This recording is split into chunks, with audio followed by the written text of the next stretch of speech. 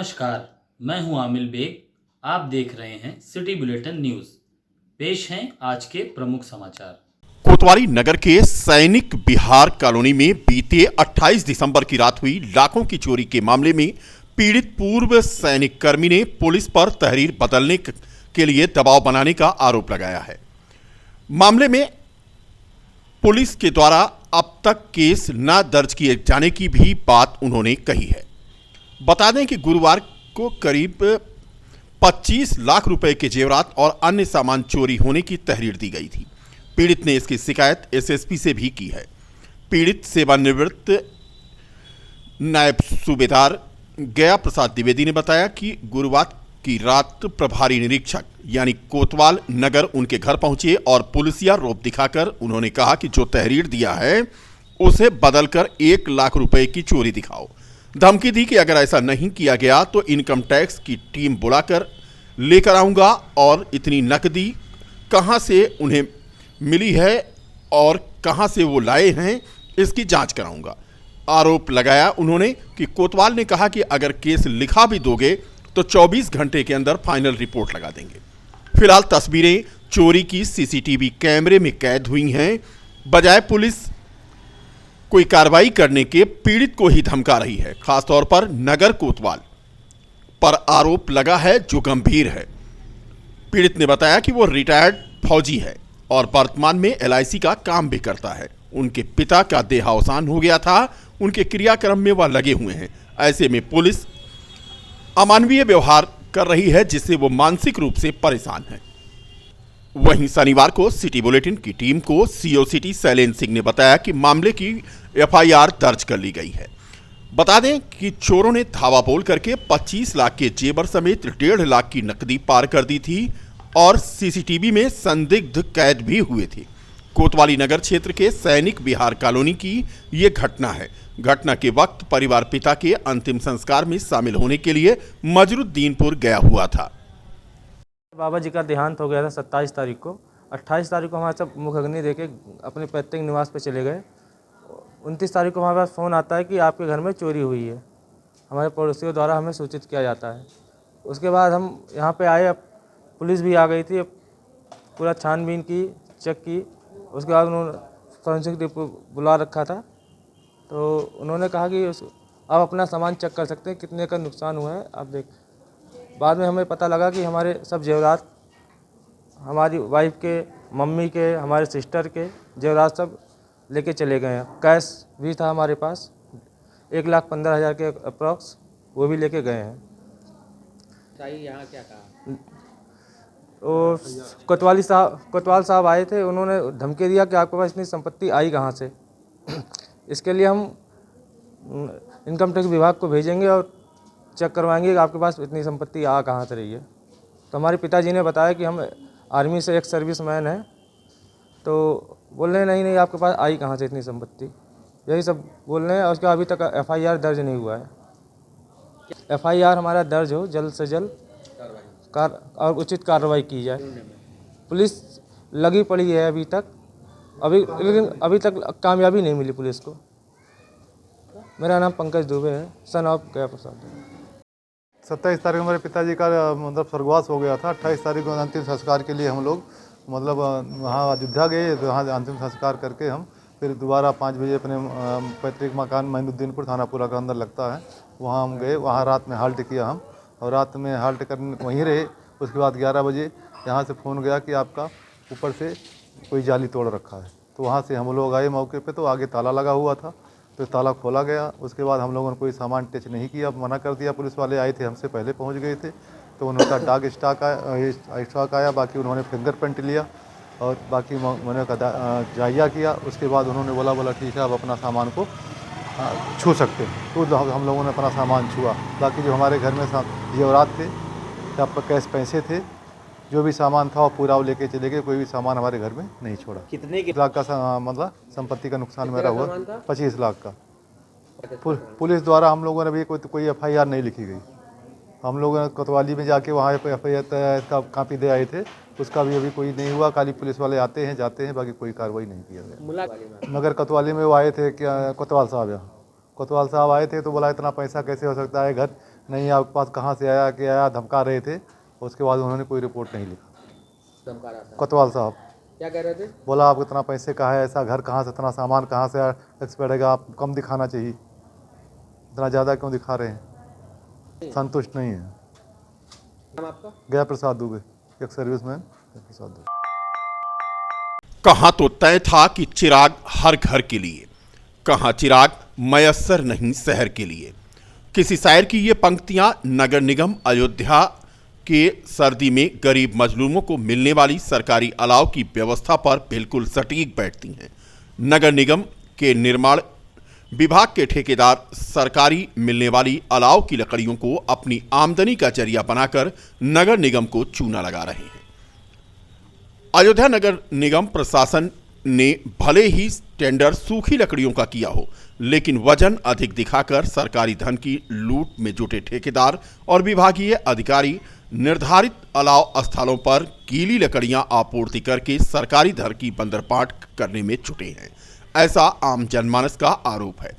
कड़कड़ाती सर्दी और गलन के बीच अलाव के लिए महज खाना पूर्ति बनी गीली लकड़ियां अब आम जनता के लिए परेशानी का सबब बन गई हैं। लकड़ी गीली है, जल नहीं रही है। कितना कूड़ा लाख बटोर के उमन जला रहे हैं, जला। कब से लकड़ी गीली गिर रहा था? अरे आज 3 दिन हो गया। तापत हो? अरे तो उमन कूड़ा डाल रहे हैं, पन्नी डाल रहे हैं, तब जल रहा है, टायर लगा रहे हैं। बहुत मुसीबत झेलने पड़ा है, तब जला था। 3-4 दिन से तो गीली गिर रही थी, लेकिन आज तो कुछ थोड़ा सूखी गिरी है। और काफ़ी पहले दिक्कत थी, बड़ी टायर वायर लगा के जो है बड़ा मेहनत करके जलाना पड़ता था, कभी कभी नहीं जलती थी। नगर निगम के आंकड़े के अनुसार अयोध्या शहर में 130 जगह और अयोध्या धाम में 90 जगह अलाव के लिए सूखी लकड़ियां गिराए जाने का दावा किया गया है। ऐसा नहीं है कि लकड़ियां गिर नहीं रही हैं, गिरती तो हैं, लेकिन वो गीली होने के कारण तौल तो निर्धारित मानक के बराबर होती है, लेकिन जरूरतमंद लोगों की सुविधा के लिए नहीं, बल्कि उन्हें सर्दी में चिढ़ाने के काम आ रही हैं। सिटी बुलेटिन की टीम ने रेलवे स्टेशन, बस स्टॉप और अन्य सार्वजनिक स्थलों पर गरीब बेसहारा और कड़ाके की ठंड में अलाव सेक कर जीवन यापन कर रहे लोगों से बात की तो उनका कहना था कि लकड़ियां गीली होने के कारण परेशानी का सबब बन गई हैं। गीली लकड़ियों के बाबत जब हमारी टीम ने नगर निगम के एक जिम्मेदार अफसर से बात करनी चाहिए तो उनका कहना था कि आपको जो दिखाना हो दिखाइए, और उन्होंने पूरे मामले से पल्ला झाड़ लिया। सही है, और रात भर चलता नहीं, 1 घंटा चलता है। 1 कुंडा 2 कुंडा नाम के लिए रख देते हैं कि हाँ प्रशासन भी देखे कि आग जल रही है। इतनी एकदम गीली है, अब आप खुद ही देख लें कितना टायर और का ला के यहाँ जलावा जाता है। भी नहीं जल रही क्या? तब भी नहीं जल रही है, 2 घंटा तो परेशान है सब। क्या महेश जायसवाल। गीली कभी सूखी गिरती है, 2 दिन से गिर रही है और अभी हफ्ता भर नहीं हुआ लकड़ी गिरते हुए। चालू हुआ कितने दिन हुआ? 4-5 दिन हुआ लकड़ी गिरे। तो जब से गिर रही है क्या गीली लकड़ी गिर रही है? कभी गीली कभी सूखी गिरती है। और ये गुजरी बाजार चौराहा है और लेट में लकड़ी भी गिरती है, कभी 6 बजे गिरती है, कभी 7 बजे गिरती है।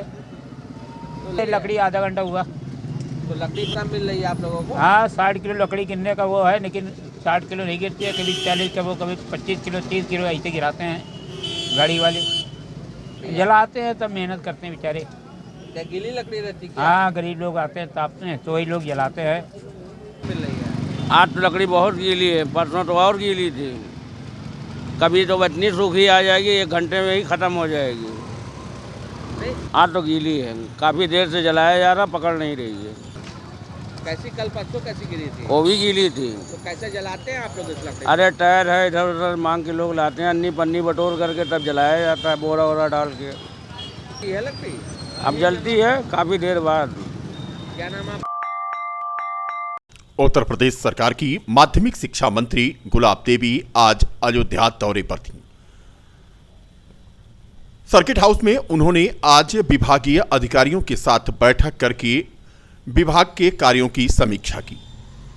बता दें कि गुलाब देवी अयोध्या के विभिन्न क्षेत्रों के विभिन्न कार्यक्रमों में हिस्सा लेने आज पहुंची थीं। उन्होंने सर्किट हाउस में विभागीय अधिकारियों के साथ वार्ता की।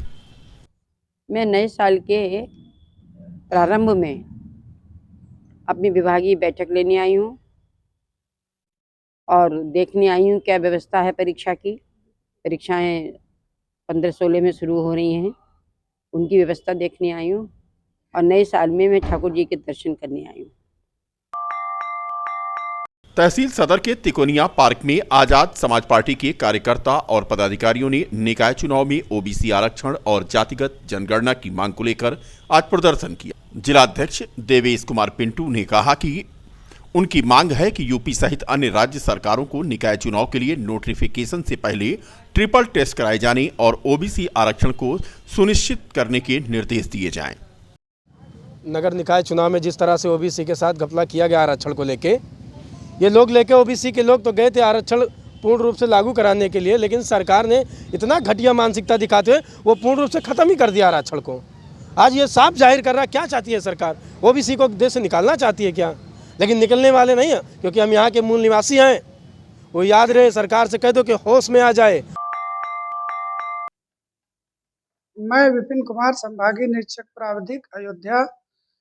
समस्त जनपद वासियों को नव वर्ष की ढेर सारी मंगल कामनाएं देता हूं एवं परिवहन विभाग की तरफ से ये अपील करता हूं कि रोड पर सुरक्षित चलें और सुरक्षित रहें। धन्यवाद।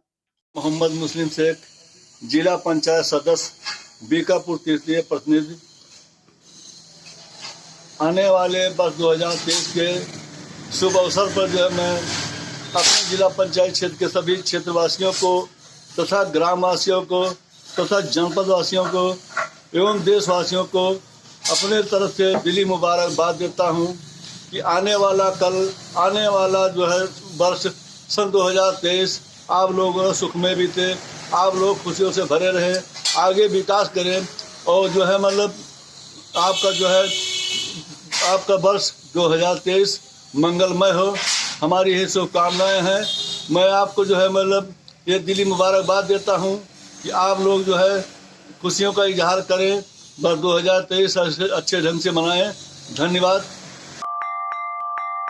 थाना पटरंगा क्षेत्र में आज कोहरे के कहर से अनियंत्रित ट्रैक्टर ट्रॉली गड्ढे में पलट गई, जिसमें ट्रॉली के नीचे आकर ड्राइवर और मजदूर की मौत हो गई, जबकि तीसरे मजदूर को गंभीर चोटें आई हैं, जिसका सीएचसी मवई में इलाज चल रहा है। मिली जानकारी के मुताबिक शुक्रवार की रात करीब 8:30 बजे पटरंगा थाना क्षेत्र के सिठौली गांव के समीप घने कोहरे के कारण ट्रैक्टर ट्रॉली अनियंत्रित होकर के गड्ढे में पलट गई, जिसमें सवार मवई थाना क्षेत्र के रजनपुर निवासी धर्मराज पुत्र राम उजागर और नेवरा गांव के रहने वाले चालक अजय कुमार पुत्र बद्री प्रसाद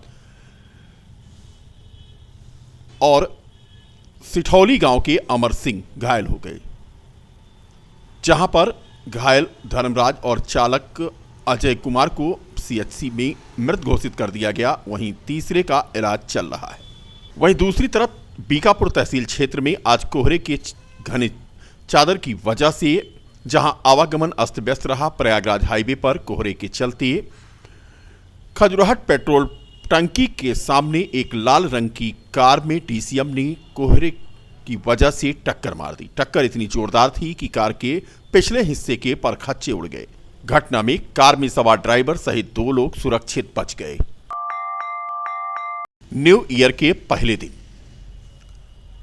प्रमुख स्थलों पर पुलिस की कड़ी नजर रहेगी। हालांकि आज साल के आखिरी दिन ही गुलाबबाड़ी कंपनी गार्डन सहित अन्य स्थानों पर महिला पुलिस और सादी वर्दी में पुलिस आने वाले लोगों की निगरानी करती रही। मंचलों पर पुलिस की खास नजर है।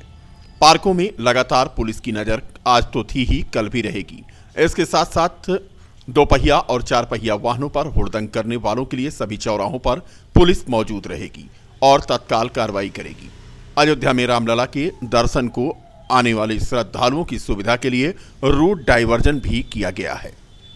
नए साल के लिए लोग दर्शन के लिए बहुत दर्शनार्थी आएंगे। उनका कैसे सुरक्षा व्यवस्था रहेगी और उनका कैसे जो क्राउड आएगी उसके कैसे मेंटेन कर, उसके लिए हम लोग सब प्लान कर रहे हैं। और कहाँ बैरिकेडिंग रहेगी, कैसे एंट्री करेंगे, कैसे एग्जिट गेट्स को प्लानिंग हो गया। सभी फोर्स भी एक्स्ट्रा मैंने दे दिया थाना अध्यक्ष का और सीओ का और एसएचओ का सबको निर्देश दे दिए। मीटिंग भी मैंने कर चुका हूँ। साल के आखिरी दिन आज विभिन्न शैक्षिक संस्थानों में सेलिब्रेशन की धूम रही। बता दें कि रायबरेली रोड पर स्थित भाषा डिजिटल लाइब्रेरी में आज 31 दिसंबर की पार्टी का आयोजन किया गया। यहां पर छात्र छात्राओं को जहां केक काट करके उन्हें खिलाया गया, वहीं इस मौके पर डायरेक्टर भाषा डिजिटल लाइब्रेरी अखिल पांडे, रूपक श्रीवास्तव, कुणाल, राहुल श्रीवास्तव आदि ने सभी को बधाई दी। बता दें कि भाषा डिजिटल लाइब्रेरी में इस कार्यक्रम का आयोजन किया गया था, जहां पर बड़ी संख्या में छात्र छात्राएं और बच्चे मौजूद रहे। भाषा डिजिटल लाइब्रेरी में 9 वर्ष की पूर्व संध्या पर 9 वर्ष की पार्टी का आयोजन किया गया, जिसमें यहाँ पे जो बच्चे पढ़ाई करते हैं उन्होंने इसमें बढ़ चढ़ कर हिस्सा लिया। और इसके अलावा यहाँ पर कविताएं भी बच्चों द्वारा पढ़ी गई, डांस भी किया गया और बच्चों ने पूरा एंजॉय किया। और बच्चों से क्या अपेक्षा रखते हैं? बच्चों को 9 वर्ष की यही शुभकामनाएं हैं कि आने वाला वर्ष उनके भविष्य के लिए अच्छा हो और वो अग्रसर अपनी जिंदगी में होते रहे, और मैं उनके उज्जवल भविष्य की कामना करता हूँ। अखिल पांडे।